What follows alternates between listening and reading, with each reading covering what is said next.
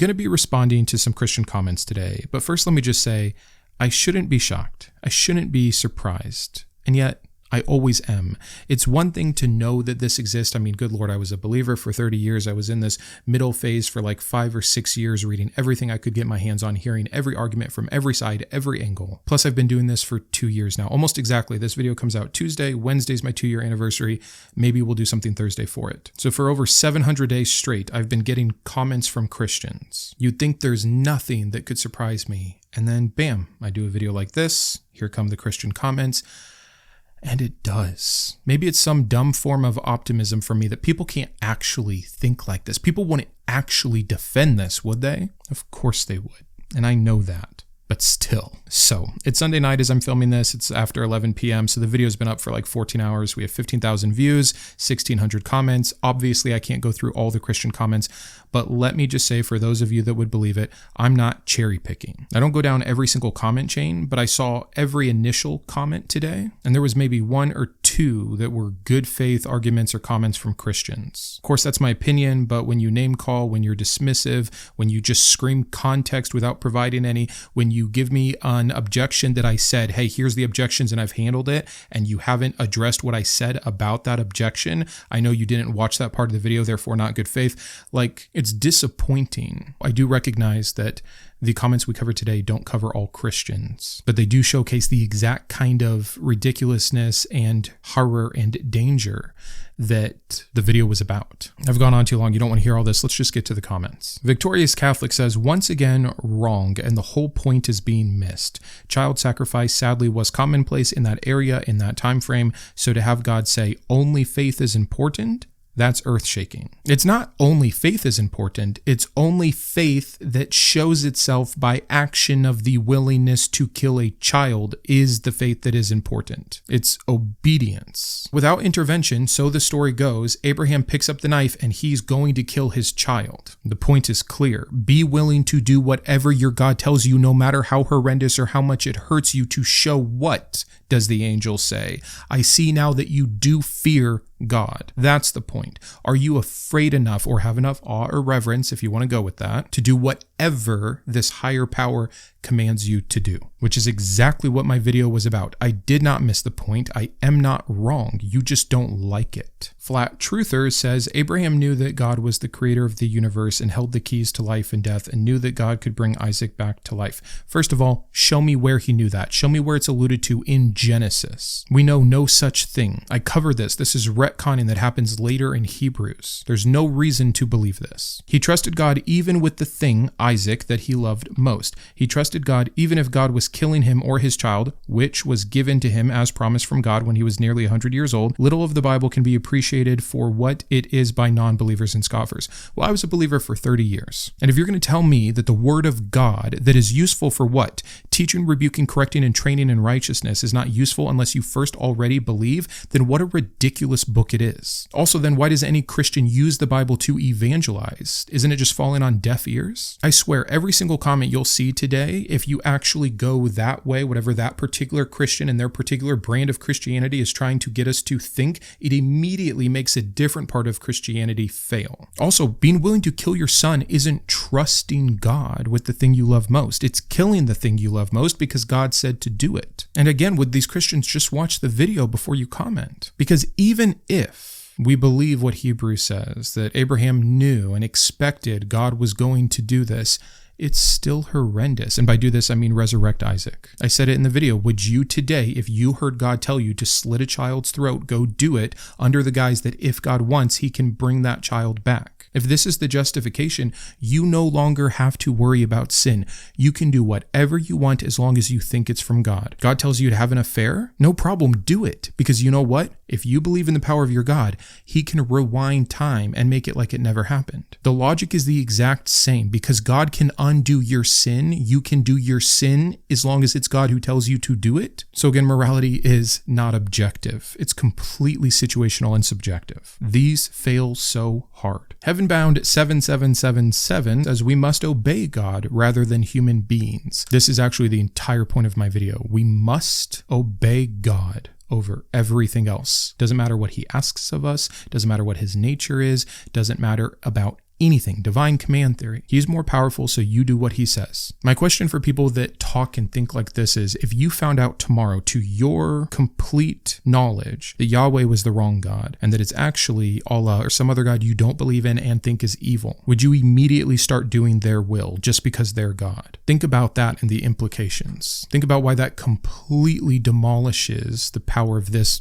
argument. A servant of Jehovah. Abraham witnessed firsthand Jehovah's power to raise the dead. Jehovah promised him that the son would become a multitude. Genesis chapter 17, 5-6. His confidence about Jehovah's ability to raise the dead and his promise to do so, should the need arise, was not based on what he read in any book or was taught by any eloquent orator. The man spoke with Jehovah, God, face to face. I thought no one could speak with God face to face. Anyways, his epistemic warrant for faith is far superior to either of us, and his confidence that God would fulfill his promise, even if that necessitated a resurrection, is seen here. Genesis 22:5, he said to his servants, "Stay here with the donkey while I and the boy go over there. We will worship and then we will come back to you." After Jehovah, God has revealed himself through clear signs. It is never a mistake to trust in his promises. First of all, see this video for exactly why you shouldn't trust in God's promises. And despite the ridiculousness of this comment, it actually does bring up two good points that I want to address. First of all, it is part of the, God would resurrect him because God promised Abraham that he would use Isaac. So if he has Isaac killed, he can't use Isaac. Therefore, we have a contradiction, a promise of use and a command for death. So what do Christians do with this contradiction? They go with the one that favors them. Well, yeah, it's a command for him to die, but it's a test of Abraham's faith. So surely, even though it's never said, this is not in your Bibles, God never claims that he's going to do this. It happens all the time. I will say one verse and why it's incorrect or harmful or wrong or immoral or whatever. And someone will say, "Nah, because over here it says this." Yeah. Contradiction. You're not making this any better. And why does your verse trump my verse? Also, he's saying, should the need arise, you mean when God commands that Abraham kill him? That's not the need arising. It's not like Isaac got sick. Isn't God all powerful? If he wants to do something through Isaac, it's his responsibility to keep Isaac alive, interfering with free will, by the way, which is another huge part of the excuses that have come up on this. This is what I mean. You can't have it all the ways that Christians need it. Each one of these comments is a little snapshot of an excuse that fails if we utilize one of the other Christians' excuses on some other end. And I did want to point out, and I meant to do it in the video, so I'm glad a few commenters said this, the part about Genesis 22:5, where Abraham tells his servants, "We will be back." Why did he do this? It must have been because he knew God wasn't actually going to have him go through with it. Well, then God's a liar, because God rewards Abraham for being willing to do this. If Abraham thought he didn't have to, then he wasn't actually willing. So he didn't pass the test, nor did he show that he feared God, which is what the angel says. Do you see how that breaks down? There's many more reasonable explanations for why he did this. The best being he didn't want to arouse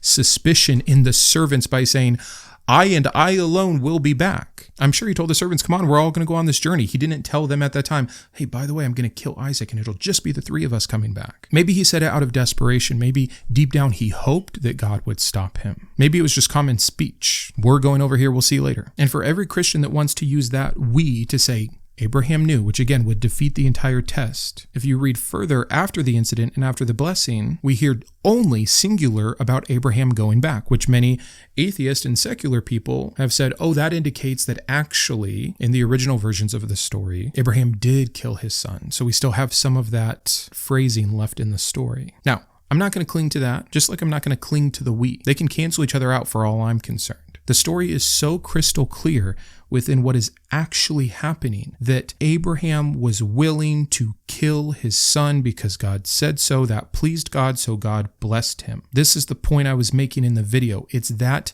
blind obedience that eradicates morality. The rest is just games. And again, they don't work anyways. Joe Bob 23-X4Q.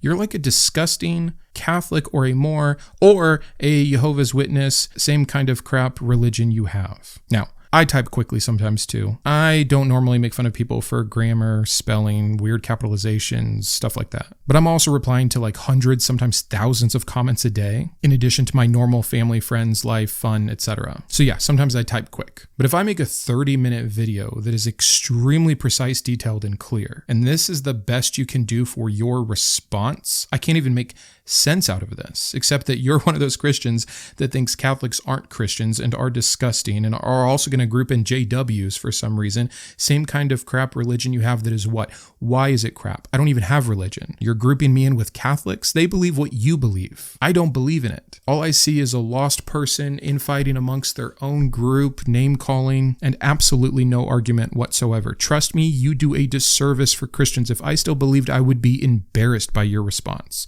I would be embarrassed by almost all of these responses, actually. And I know many Christians who did see the video and see these comments probably feel the same way. Can you not represent your God better? Where is the Holy Spirit helping you guys with these comments? Crazy. Oh, he also says I'm an ignorant brat. Cool. Topics of religion. I will show you how stupid atheists are. You are comparing mentally ill people, even as you stated in this video. It was one guy, fully mentally well, mind you, not crazy, a true man of God. He was stopped and Abraham knew God would make a way. That's a lot of faith that not one person I know or myself has that much faith. You don't understand faith at all. One day you will regret these videos. You don't understand righteousness and morality at all. Fakers, you are liars. Seems rational, seems pretty calm here. Is there anything that's worth getting to here? So he brings up at the beginning that I'm comparing mentally ill people, even as I stated, to Abraham, who is fully mentally well, not crazy, perfect man of God.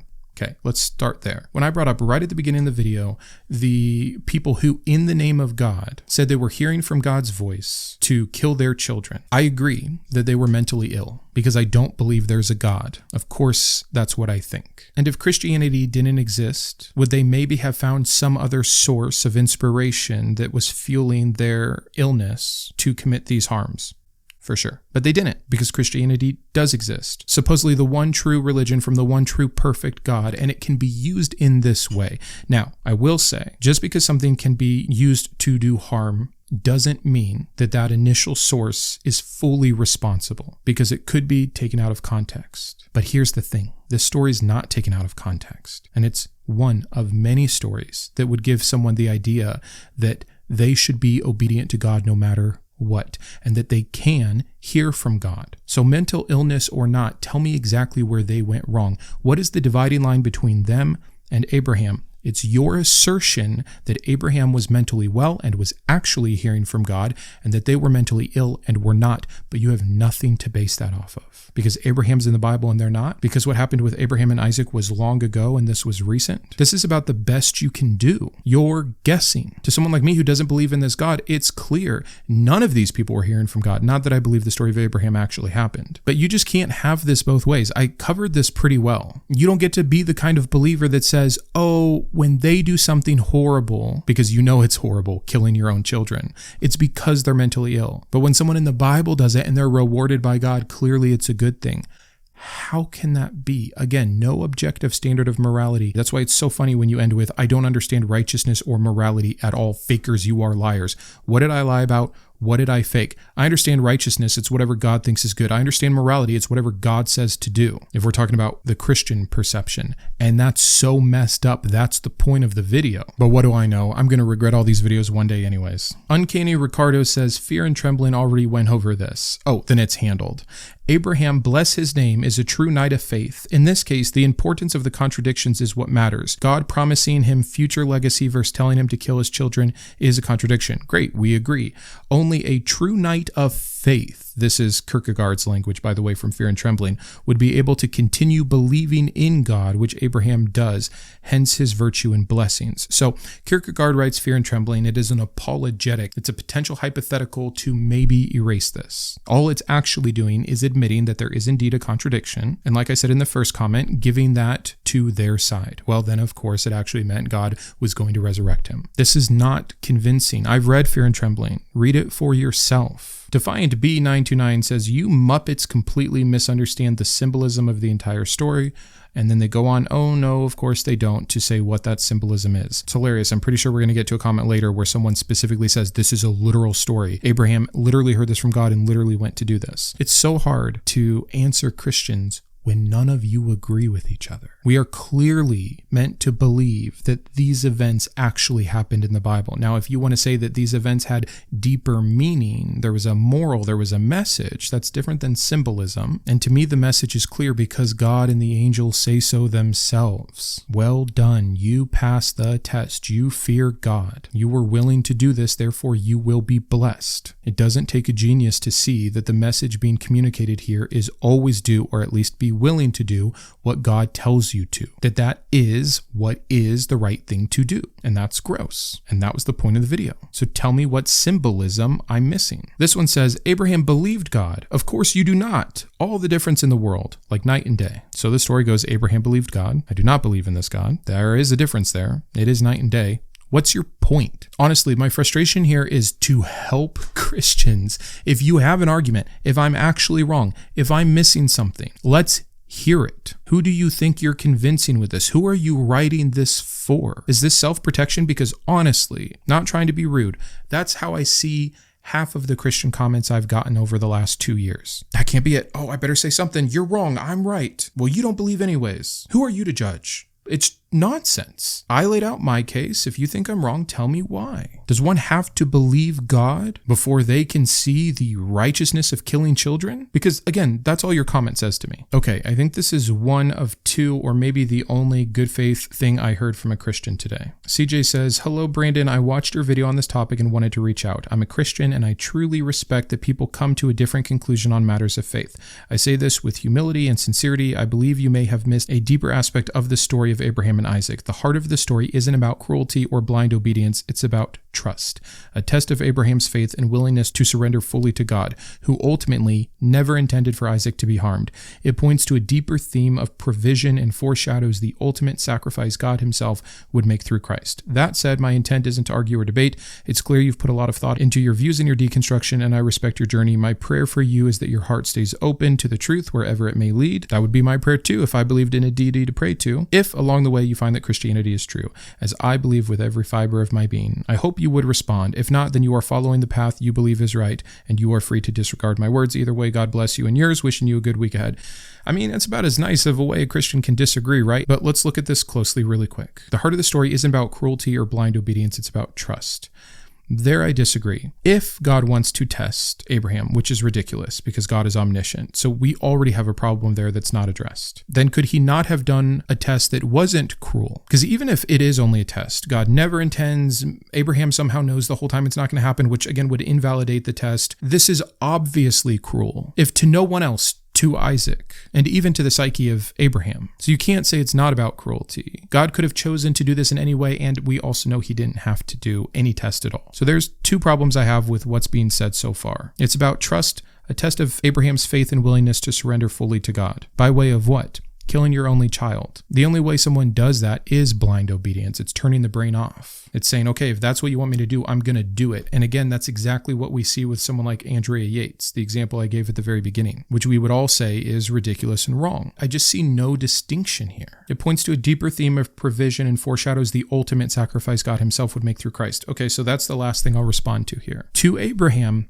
this wasn't about provision. Despite what many Christians have been trained to say in response to this story, we have no reason to believe that Abraham didn't fully intend to go through with this. That's all after the fact excuses and apologetics. But the second thing here is new, although it's going to show up in more comments, and that's the ultimate sacrifice God himself would make through Christ, that it's foreshadowing that. Many people will say it's a typology, it's a prophecy, which is used incorrectly. The foreshadowing is the best that it gets, except it's backwards. This doesn't foreshadow Jesus, and again, of course, we're going to disagree here. When Jesus, the Messiah who does none of the things the Messiah is supposed to do, one of them being dying unsuccessful with their mission, of all the prophecies, actual prophecies in the Old Testament that the Messiah will do, the entire story has to get flipped and retconned. That's why you still have Judaism today. They don't believe in Jesus as the Messiah because it didn't go the right way. But Christianity, which only exists because of this flipped story, this backwards narrative of Jesus' death being an atonement, purposely draws draws the parallels, not just with Abraham and Isaac, but with tons of stuff, with Moses, with David, etc. Typology is indeed a thing, and I've done this video explaining why it's silly and fallacious, by the way. So within your religion, I understand that you think this God who knows everything is creating this scene to foreshadow to Jesus. But why would that foreshadowing be necessary? Like, just first of all, this never gets brought up. Why do that? To whose benefit? If it's going to happen anyways, let it happen. Was it not foreshadowed all the time with all of the burnt sacrifices via animals? Was that not good enough? God has to up the ante at the expense of Abraham and Isaac. And again, and I said this in the video, the horror here is that all of this is getting excused by way of Jesus' death, which was God sacrificing his child. Human sacrifice, which we would all say is wrong all the time, except that one time when God did it. This is the point of the video. Morality that is based so subjectively on what the person in power does and can't be applied anywhere else is arbitrary and harmful. So thank you for your sincere comment, but I don't think it helps anything. Craig Smith says, what would you do if God asked you to kill your child? Sigh. Brandon, you have no interest in the truth of any Bible story, but that doesn't stop you from spilling your deliberate ignorance in public. I have very much an interest in the truth of the Bible stories. If they were true, I would want to know. My only interest is in what is true, which has led me to making these videos because this isn't true and it's harmful. But your assumptions are always wonderful. But we've got 3 points. 1, Abraham was from a human sacrifice culture. Agreed. The early Yahwehists absolutely did that. Human sacrifice was widespread in the ancient world, so while we may not have liked it, it made sense to him. Shouldn't it have not made sense if we don't like it, right? If we don't like it because it's wrong, shouldn't it have not made sense to the friend of God who gets to speak with God? Seems like the perfect person to actually know that it's wrong. But okay, let's keep going. This God used to teach him a lesson. That lesson is that God forbids human sacrifice. Oh, okay, we'll get to that, but let's keep seeing here. As Peter Hitchens said to his brother in a debate in America, you can look it up on YouTube if you want to learn, when Christopher said much the same thing, the knife was never used, that was the point of the story. Read Genesis 22 100 times in a row and tell me exactly where you get the idea that, quote, God forbids human sacrifice. God orders human sacrifice. Abraham's willing and about to do it. God says, good job. Here's a bunch of blessings. Just because he stopped the sacrifice is not God condemning it. This is such a leap that Christians make, and here's how you can know. We have the story of Jephthah. I've covered it in like 3 different videos, but the short version is that he's a judge who wants to win a military battle. He makes a deal with God that he will sacrifice the first thing that comes out of his house. God, being omniscient, knows that the first thing will be his daughter. God agrees to the deal. God gives him the military victory. Jephthah comes back, the daughter comes out, he has to sacrifice her. He gives her a couple months to go mourn, and then the story ends with the clear act of Jephthah sacrificing his daughter. God didn't say, oh, you know what? We didn't know it was going to be your daughter. I thought it was going to be the house cat. Never mind. I would never want you to do this. You can say, oh, it was Jephthah's idea. I don't care. God accepting the deal, giving the victory, and not stopping Jephthah is condoning human sacrifice. Period. It's just amazing to me that we have that very clear example where God is okay with it. God does it himself with Jesus. God orders Abraham to do it, but the one time that he stops him because the test is complete, you don't really need to do it, that somehow means God forbids human sacrifice. You don't get to play those games. 3, it is framed and told in a way that will captivate the attention of people around a campfire or a family hearth so that they will remember it, making them the only people in the land who forbade human sacrifice. The story that's being told around the campfire is Abraham was willing to kill his son because God said so, and God thought that was good. Thus, morality is obeying God no matter what, which is exactly the point of the video once again. David says, I agree with you. Anyone could take a few verses from the Bible to argue that it says something as horrific is okay. However, do note that oftentimes happens because the context is left out of it. God dealt with ancient, tribal, and incredibly violent people much differently than he did later and does today. It's not that God changes, and it's whatever he happens to feel that day, but rather he works with humanity based on where we are at. Today, if a Christian heard God tell them sacrifice their child, they should know immediately that is not God's voice. Gosh, this is failing so hard. Let's just take a quick time out. This whole idea that God can only work with people where they're at is so silly. You know what people were not doing before God showed up? cutting the tips of their dick off. That was a totally foreign concept to them. Did God slowly work with people to progress them morally to the idea of circumcising themselves? Or did he just utter a command for people to start doing and expect that it would be done? It might be my least favorite apologetic tactic to defend genocide and slavery and human sacrifice and all this other shit, that God has to work with people where they're at. That's not how God works in the Old Testament at all. He is constantly uprooting the norm and expecting more of his people. He says that his chosen people are set aside to be an example of morality to the nations around them. Why then have to have them do exactly what all the other nations around them do? Do you see how insane this is? Gosh, I hate that one. You saying that today if a Christian heard God tell them to sacrifice their child, they should know immediately that it's not God's voice is ridiculous. Which is it, by the way, Christians? Have we gotten worse? Because I keep hearing from Christians that we're totally evil, that we're so corrupt and wicked, that the end is almost here. The great falling away is happening and all of this stuff. And yet at the same time, I hear from Christians, we're so much more morally advanced than the Israelites back then, that we're held to a higher standard of no slavery, no genocide, no rapist punishment, no child sacrifice, because we have the benefit of thousands of years later. Which is it? Again, anytime you insert one Christian excuse, another one completely fails. I don't even know what to do. The church is no longer in an ongoing period of revelation where the word of God was partial and still being revealed. Our path is much clearer, morally speaking. We just handled all that. Think of it like this. A good father does not treat his 16-year-old son the same way he treats his 5-year-old son.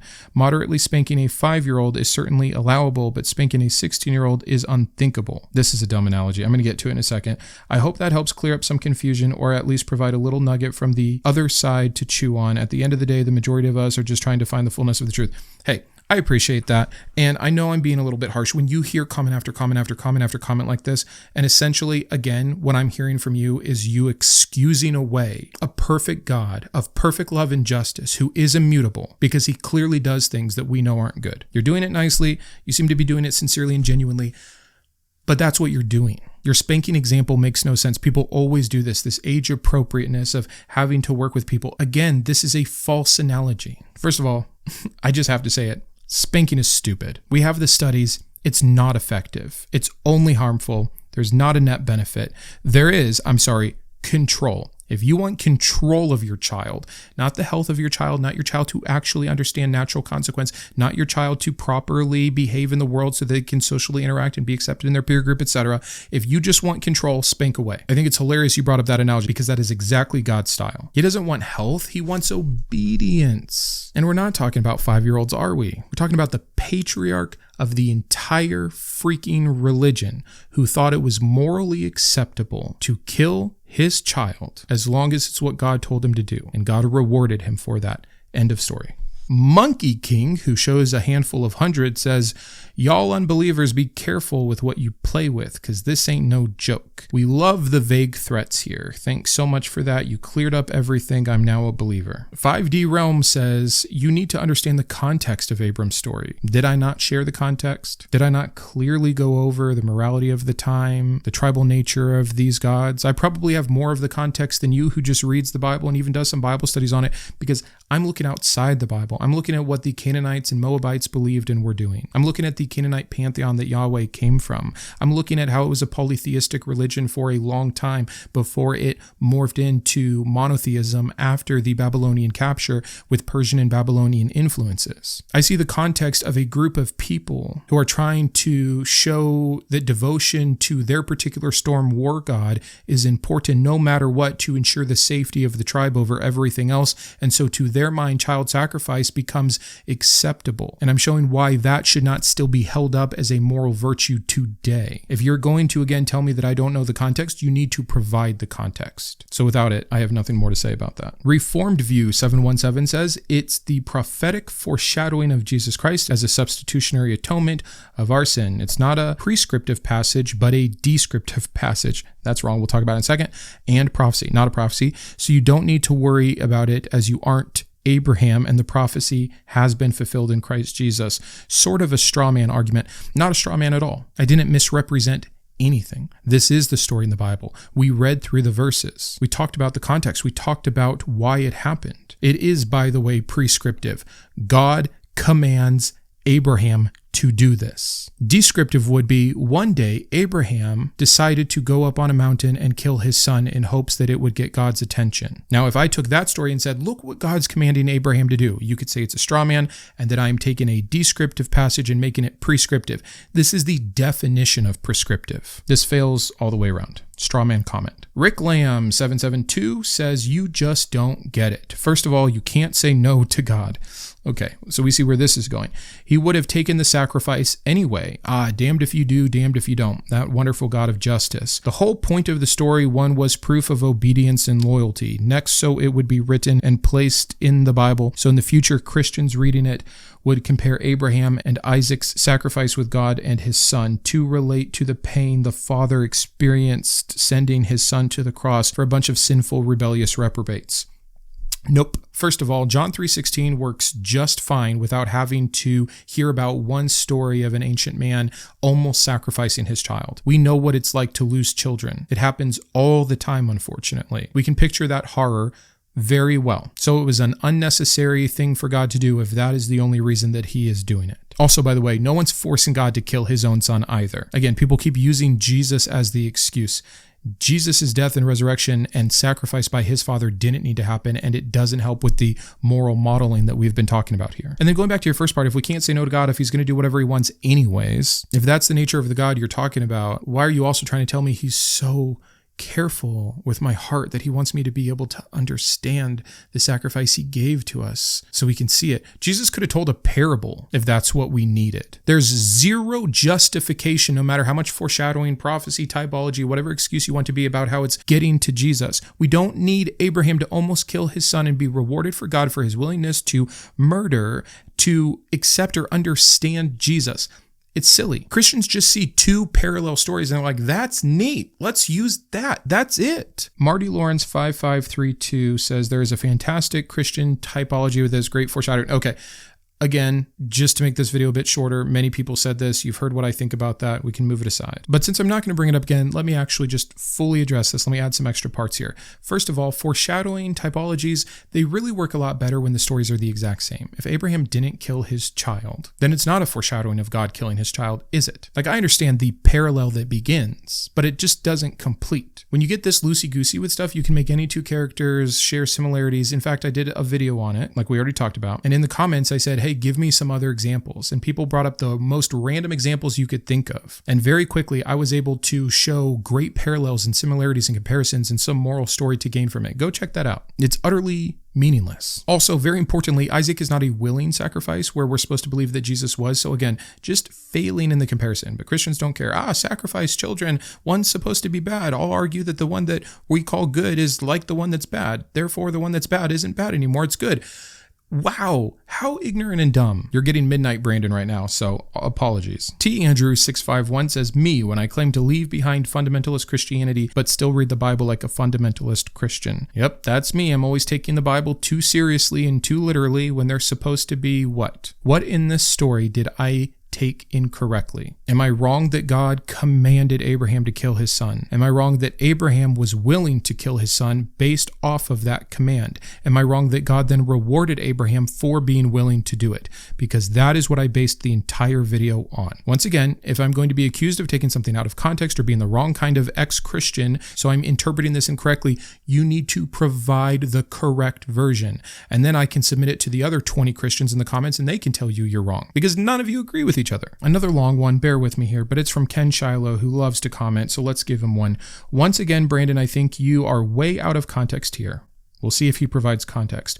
First, it would be impossible for God to go against his own 10 commandments. Of course, this incident was long before the time of Moses and the giving of the law. Okay, so which is it? It doesn't matter because it was before the time of Moses, or he can't go against it because he knew what the commandments would be, and I assume the commandment you think he can't be broken here is what? Murder? Trust me, I love to bring up how that's one of the 10 commandments, and then the very next thing out of God's mouth is commanding genocide. But I'm always told that's not murder. Because when God orders it, it's just killing, and sometimes killing is necessary and justified, like we get in other verses. Secondly, what a close friendship Abraham had with God, so you do not have to worry about God ever saying that you should do such a thing. Abraham and Christ were great friends, and Abe trusted God implicitly on such a deep level. Yet, to your shame, you do not even trust in God at all. That is not a boasting right on your part, but something, if you want to be on the side of goodness and not evil, you should make right with God. So to clarify, I need to get right with God so I can become better friends with him, because God only tells his best friends to kill their kids.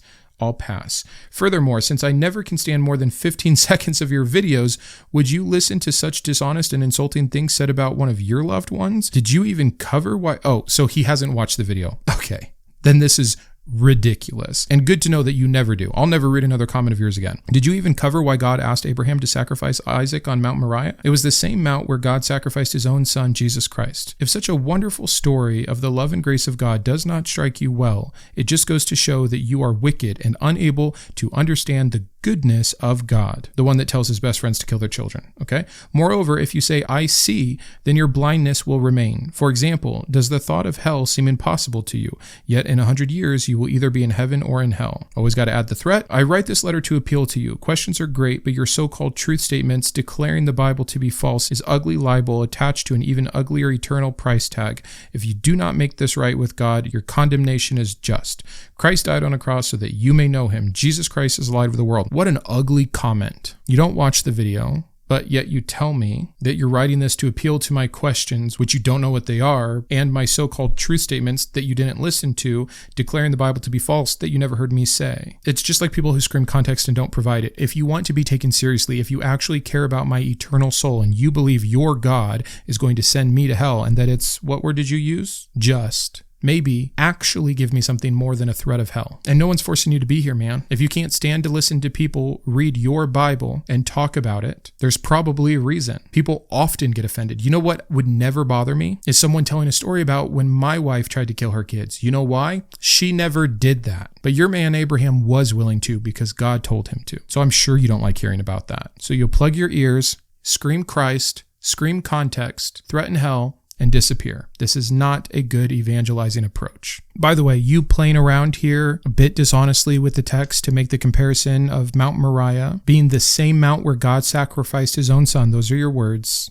Come on. It's not Mount Moriah. In Genesis 22:2, it says, go to the land of Moriah, which had many mounts, by the way. All it says is that God will show him which one. Then later in 2 Chronicles 3:1, it says that Solomon built his temple on Mount Moriah. That one is specific. We know that Jesus was later crucified in Jerusalem, outside the city walls, specifically at Golgotha, the place of the skull. Golgotha, we know, is not the Temple Mount. It's nearby, but it's separate. By the way, lots of things that happen in this Bible are nearby but separate. Who's being dishonest now? But let's move on. This is one of the more disturbing comments. Jane Patton 8100, here's my answer. I am a Christian, not a prophet. If I felt like I was hearing an audible voice from God telling me to unalive my son, then I would check myself into a hospital. Started out great. I was like, thank you. But she says, why? Because God will never ask me to do such a thing. We don't have that type of relationship where I speak to him in the way Abraham spoke to him. How convenient that you don't have the same relationship God could have back then, when I'm told the exact opposite all the time, that until Jesus came about, we were so separated from God. But now we have the Spirit of God dwelling in us. Christians believe they hear from God all the time. Furthermore, God does not arbitrarily give commands like that. Which is it? Are God's ways higher? Does God work in mysterious ways? Do you know God's mind? Because whenever I say something Christians don't like, I'm told all of that. But you just get to say, hands down, God does not arbitrarily give commands like that. Who says it would be arbitrary if God told you to kill your child? Who says it wasn't arbitrary to Abraham at the time? People act like Abraham knew the rest of the Bible. Abraham was a man that did what God told him, not knowing what would happen despite consequence. That's why he was rewarded. Blind devotion. You're just saying things, and it gets worse. Also, God promised that Abraham would not be able to number his descendants coming from Isaac. Well, that's also a lie. There's not that many. Alive today, I think we have 15 million Jews. We can number all 8 billion people on this planet. But that's beside the point. Abraham trusted God as he should. Why, though? Knowing that God cannot lie. Not true. He knew that God would have to resurrect Isaac to fulfill his promise. He didn't know that. It's a later apologetic, as we've covered. With that being said, if I had the faith of Abraham, so you don't, got it, and spoke to God the way Abraham does, within the context of the events surrounding the situation, then I absolutely would. Gross. You're letting yourself off the hook. I know I'll never have to, so I can still feel like a good Christian and say I would be obedient to God, but he would never ask me. He would never do that. He would never tell me to. It's the exact same thing my brother-in-law said, and it fails. We have an example of God commanding this. So it's clearly in his nature. Again, if it wasn't in his nature, Abraham would have been like, whoa, not my God. But he said, yes, right away, sir. And didn't you just tell me that Abraham was the one who knew God best, that he was the one getting to speak audibly with God on a level you don't have? So why are you saying things are against God's nature that Abraham obviously knew was in God's nature? Can anyone just be consistent in their argumentation? Chapman24 left like 20 weird comments. I'm not going to read all of them, and some of them were very long and very redundant with what other things have said, but here's one just so he doesn't feel left out. You sound as nutty as the woman who killed her kids. Okay. Time out before we read the rest of your sentence. Seriously? You don't have to like me, you can think I'm wrong, but am I supposed to find any validity in your comments when they start like this? A woman who gave birth to 5 innocent living beings, took them one by one into a bathroom, held them under water while they flailed in fear and terror and confusion and betrayal 5 times in a row. I'm that nutty for disagreeing with you about your God? You've lost all credit, but let's see what you say. Because you blame a book on her behavior. She's blaming voices. You blame the book. Who is blaming the woman for her own behavior? You? No, you are not. You blame a book.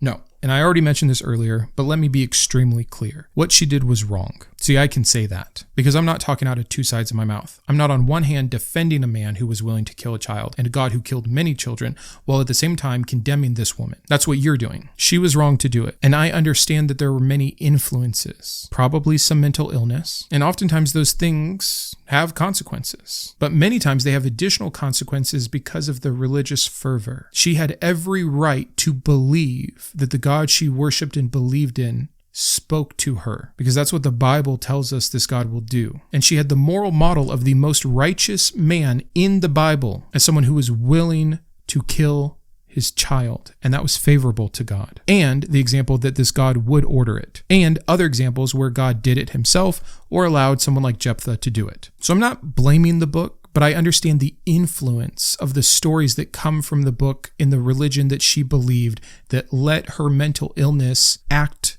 in this way. And not recognizing that is disingenuous. Separating that part completely, I'm not blaming it completely, but separating it completely is dishonest. Oh, I had to give Daniel Blair some love. He says slavery can be a deserved punishment. I mean, how often do we force our own children to do chores as punishment? Doing such a thing is slavery because that child doesn't want to do those chores, but you are forcing them to do them as a punishment. First of all, I have my children do chores not as a punishment. I have them do it as a part of responsibility because they're part of a household. I want them to be productive members of society. Not everything is punishment-based. It's so hard for many Christians to get past that. Their whole world is them being punished by God, and so when they punish people, that's all they can see.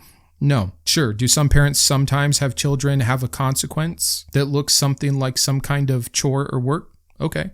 We can argue about the validity of that as a parenting style all day long.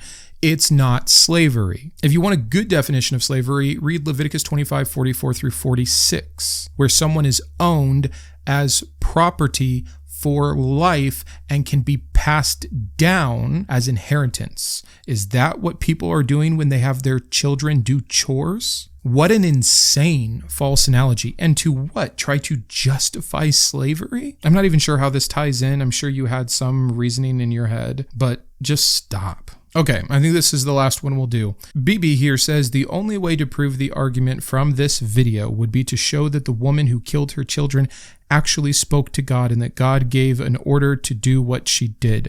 One way to do this is for someone to speak with God and get confirmation that God gave this order. Without that evidence, the chain of reasoning from this video is seriously flawed. I feel so bad that you think this is an argument. Let me explain this to you clearly. First of all, you probably only watched 2 minutes of the video, so you guessed at what my point was. I used an example like Andrea Yates in the first 30 seconds, and you thought you had it all figured out. so you tried to destroy that logic. You're wrong on all accounts, by the way. For anyone that watched even half the video, let alone the full 30 minutes, my point is so clear and has so very little to do with the real life examples. I opened the video with a thought experiment of, you're a Christian, you believe in God. If this God told you to kill your children, would you? And then I showed that some people actually have done that as a very small part of the moral model of Abraham that the Bible definitely sets forward as a moral model, having negative side effects. I make a much larger point overall through the rest of the video and state it multiple times. So you're wrong already, but your way of proving this is also kind of silly. So to your mind, you're not willing to take these women's statements that they did this because they heard from God. You don't believe them, but you believe Abraham heard from God. Why? Again, what's the difference here? Time, one being in a Bible and one being in a newspaper? Or is it the litmus test that you provided? We need to seek a third party to ask God if that's true. Well, good, because Christians all have the Spirit living inside them, a Spirit that will grant them wisdom if they ask for it, a Spirit that will give them discernment. But Andrea Yates was a Christian. Didn't she have that same Spirit of God? Maybe she wasn't a real Christian to you, so you'll ask a real Christian. Well, shoot, how do you know that real Christian is a real Christian? What if their discernment tells them that Andrea Yates was not a real Christian, but later you find out that in the name of God, they cheated on their taxes? Are you going to go consult another Christian to see if that Christian heard from God to cheat on taxes? Do you see what a horrific system this is for discovering truth? It's almost like the Bible says, the heart is deceitful above all else. How could you ever trust any Christian? Because many people would have trusted Andrea Yates right up until the moment she killed her 5 children and believed that she was a Christian. But as soon as they do something they find morally incorrect, they denounce that she was hearing from God. It's useless. That's why all these things are useless. Hearing from God, knowing if you're deceived or not, prayer, faith, etc.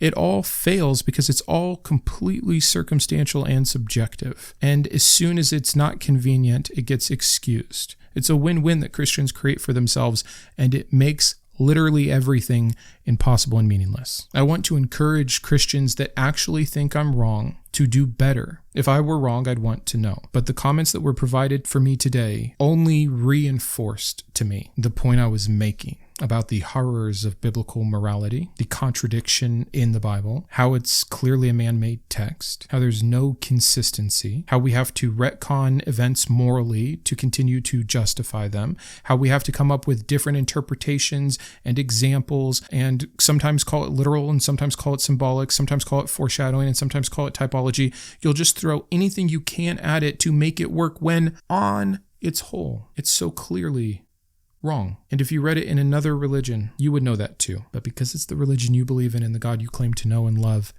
you can't. That's why it's harmful. So thanks for being here today. I'll see you Thursday for either a Thinking Thursday episode or maybe a special 2-year anniversary deal. We'll see what I can get to. But either way, until then, keep thinking. I wanted to personally thank my top tiers of support, my Iconoclast, Ann, Boris, GVI, Jimmy, Joe, Kitboga, Matthew, Perry, Shawn, and Steve, my Humanist heroes, Craig, James, Jarrod, Kristi, and Matthew, my Atheist advocates, Aquitar, Caleb, Dan, David, Drew, Jeff, Jeffrey, Julie, Malcom, Paul, Sparky, and Thomas, as well as all of my secular scholar patrons. If you believe in the mission of this channel or you just enjoy its content, please consider joining these fine people.